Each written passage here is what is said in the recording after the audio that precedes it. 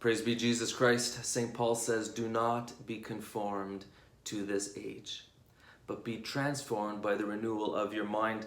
The Vatican has released the working document for the special synod of bishops on the Amazon. And that's going to be held in Rome in October. And there will be a discussion about married priests. It says in the document, affirming that celibacy is a gift for the church, it is asked that for the most remote areas of the region, the possibility of priestly ordination for elders, preferably indigenous ones, who are respected and accepted by their community, be studied, even though they may already have an established and stable family, in order to ensure the sacraments that accompany and support Christian life. Now, there's a lot at play here. Some people are wondering, why don't we just organize the Catholic Church throughout the world to get a few priests to go into these remote regions? I mean, how many villages or towns are we talking about? I think we should be able to get the Catholic world's attention and help these people. It seems to me that there's a lot more going on than meets the eye with this proposal. And Father Paul Sullins, who's been doing excellent work, I really think that the Catholic leaders of the church need to be paying close attention to what Father Paul Sullins is saying. He is a married Catholic priest. He came from the Episcopal Church, and he's also a sociologist.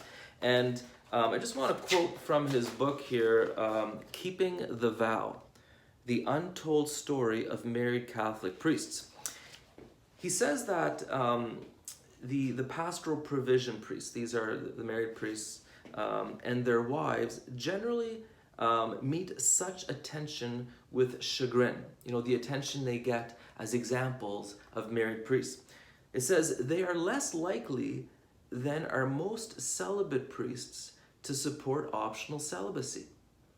So these married priests from the pastoral provision, they're not all, about promoting married priests. It goes on to say, and even if they favor a change in the rule of celibacy, they are almost universally opposed to the confluence of liberal issues of which optional celibacy is often a part.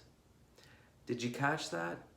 They're opposed to the confluence of liberal issues of which optional celibacy is often a part. And earlier in the book, he calls this the cluster of issues that typically optional celibacy is part of. Now, everyone in the Catholic world knows about this. There are those in the Catholic Church who are pushing for a relaxation of the moral laws of the Church, who are looking for change in the teachings of the Church. And in particular, a lot of the bishops from Germany are speaking very openly about this. For example, Cardinal Marx, who is the president of the German Bishops' Conference, at their spring assembly in Lingen, Germany. This is 2019. This is from an article by Mike Hickson from LifeSite News. It says that Marx also referred to one of the candid speakers during the Episcopal meeting, Professor Eberhard Schockenhoff, who has proposed a loosening of the Church's moral teaching to include the acceptance of contraception, cohabitation, gender theory, and homosexual couples. Cardinal Marx sympathetically commented on the contribution of this speaker, saying that Schockenhoff, quote, presented it, that is the debate about sexual morality, very well. There is, he added also, quote, a need for discussion about the catechism, unquote. And so, brothers and sisters, as the Church or some members of the Church propose married priesthood, making married priesthood more common in the Church, it's important to be aware that oftentimes there's more than we realize going on in the issue. Viva Christore!